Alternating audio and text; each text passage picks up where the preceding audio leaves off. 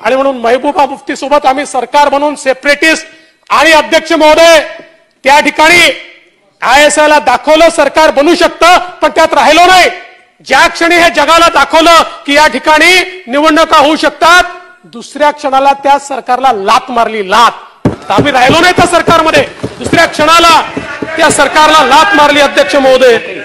आणि खरं म्हणजे अध्यक्ष महोदय, आम्ही पारदर्शी कारभार केला म्हणून आरशासमोर उभा राहू शकतो. आम्हाला अडचण नाही आरशासमोर उभं राहायला. आणि ईडी म्हणजे घरगडी आपण म्हणता, असं तुम्हाला याकरता वाटतं का की आता काही तुमचे घरगडी जे आहेत त्यांना ईडी बोलवतेय? हे बरोबर नाही अध्यक्ष महोदय. उद्या मग आम्ही मुंबईच्या पोलिसांना घरगडी म्हणायचं का तुमच्या? बोलवलं ना तुम्ही दरेकरांना, केलं ना तुम्ही दरेकरांवर त्या ठिकाणी FIR तुम्ही करताय ना. आणि मग मी तर म्हणतो हे खरं आहे, हे कोणीच घोषित करू नये की उद्या कोण परवा कोण, पण ही अक्कल संजय राऊतांना देणार आहात का? केलं ना त्यांनी घोषित, बाप बेटा जाणार, हा जाणार, तो जाणार.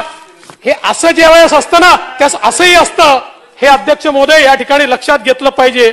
आणि म्हणून अध्यक्ष महोदय, खरं म्हणजे तुम्ही असं म्हणता की आमच्यावर टीका करा पण महाराष्ट्रावर करू नका. कोण करताय महाराष्ट्रावर टीका? तुम्ही पहिल्यांदा हे मनातनं हा जो संभ्रम आहे ना तुमच्या काढून टाका. तुम्ही म्हणजे महाराष्ट्र नाही, तुम्ही म्हणजे मराठी नाही, तुम्ही म्हणजे मुंबई नाही, तुम्ही म्हणजे मुंबई नाही. आणि अध्यक्ष महोदय, आणि म्हणून खरं म्हणजे या ठिकाणी शिखंडीचा देखील उल्लेख झाला. पण मला हे सांगा की मोदींसोबत आपण मतं मागितली आणि मग सत्तेसाठी आपण कुठल्या शकुनीच्या नादी लागलात? मग कोण शिखंडी आहे? अरे शिखंडीला पुढे करणारी औलाद नाही आहे, समोर लढणारे लोक आहोत आम्ही, समोर लढणारे लोक. प्रभू श्रीकृष्णाचे आणि प्रभू रामचंद्राचं नाव सांगणारे आम्ही आहोत. कपटानी राज्य हे कौरवांनी घेतलं होतं, पांडवांनी नाही.